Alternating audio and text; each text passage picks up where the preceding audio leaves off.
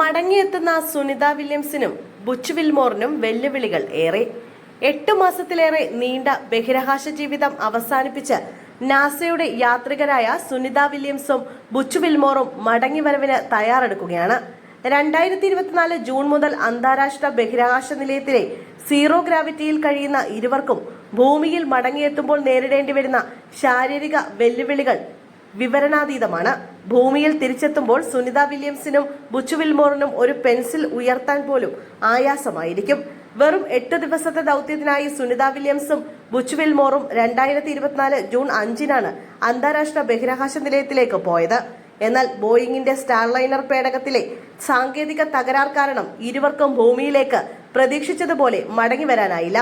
ഇതോടെ ISS-ൽ കുടുങ്ങിയ ഇരുവരും മാർച്ച് 19-ന് സ്പേസ് എക്സിന്റെ ഡ്രാഗൺ ക്യാപ്സൂളിൽ ഭൂമിയിൽ തിരിച്ചെത്തും.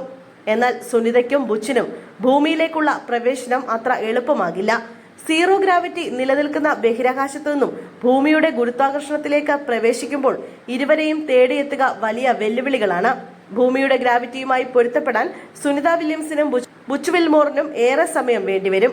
അന്താരാഷ്ട്ര ബഹിരാകാശ നിലയത്തിൽ ഭാരമില്ലാത്ത അവസ്ഥയിലാണ് സഞ്ചാരികൾ കഴിയുക.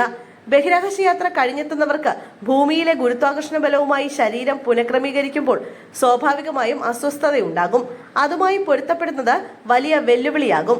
അതിനാൽ തന്നെ ഭൂമിയിലേക്ക് മടങ്ങിയെത്തുമ്പോൾ നേരിടേണ്ടി വരുന്ന വെല്ലുവിളികൾ എത്ര കഠിനമായിരിക്കുമെന്ന് ബുച്ച് വിൽമോർ വിവരിക്കുന്നു. ഗുരുത്വാകർഷണം വലിയ വെല്ലുവിളിയാണ്. അതാണ് ഭൂമിയിലേക്ക് തിരിച്ചെത്തുമ്പോൾ ഞങ്ങൾ അനുഭവിക്കേണ്ടി വരിക. ഗ്രാവിറ്റി എല്ലാറ്റിനെയും വലിച്ചു താഴ്ത്തും. ശരീരദ്രവങ്ങളിൽ പോലും മർദ്ദവ്യത്യാസം അനുഭവപ്പെടും. ഒരു പെൻസിൽ ഉയർത്തുന്നതിന് പോലും ഭാരോദ്വഹനം ചെയ്യുന്നതിന് സമാനമാണെന്ന് തോന്നും എന്ന് ബുച്ച് പറഞ്ഞു. സുനിത വില്യംസിനെയും ബുച്ച് വിൽമോറിനെയും മടക്കിക്കൊണ്ടുവരാനുള്ള ക്രൂ 10 ദൗത്യം മാർച്ച് 12-ന് ഇലോൺ മസ്കിന്റെ സ്പേസ് എക്സ് വിക്ഷേപിക്കും. ഒരാഴ്ചയ്ക്ക് ശേഷം മാർച്ച് 19-ന് നീണ്ട കാത്തിരിപ്പ് അവസാനിപ്പിച്ച സുനിയും ബുച്ചും ഡ്രാഗൺ ക്യാപ്സൂളിൽ ഭൂമിയിൽ ലാൻഡ് ചെയ്യും. നിലവിൽ സ്പേസ് സ്റ്റേഷന്റെ കമാൻഡറായ സുനിത വില്യംസ് ക്രൂ 10 ദൗത്യത്തിൽ വരുന്ന പുതിയ കമാൻഡർക്ക് ISS-ന്റെ ചുമതല കൈമാറിയ ശേഷമാണ് ഡ്രാഗൺ ക്യാപ്സൂൾ അന്താരാഷ്ട്ര ബഹിരാകാശ നിലയത്തിൽ നിന്ന് അൺഡോക്ക് ചെയ്യുക.